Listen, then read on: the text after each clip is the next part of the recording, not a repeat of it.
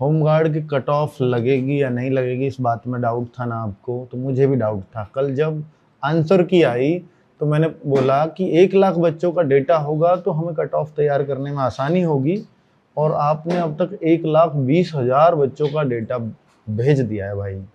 अब मुझ पे प्रेशर आ गया है कि मैं आपको वो डेटा दिखाऊं और कट ऑफ का कुछ आइडिया दूं।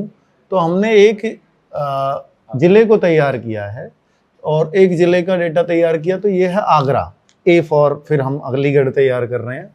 तो जो आगरा का है, इससे पता लग रहा है, देखो 25, 26 और 27 इन तीनों दिनों की दोनों 2-2 शिफ्टों में दिखा रखा है। तो ऐसा तो नहीं है कोई पेपर बहुत आसान है, कोई बहुत मुश्किल है, इतना फर्क बिल्कुल भी नहीं है। देखो जो सबसे लोएस्ट है एवरेज वो 50.61 है, यानी 6.1 है।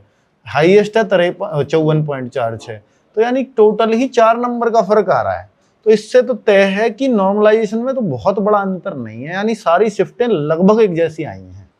तो 3-4 नंबर का कोई बड़ा अंतर नहीं होता।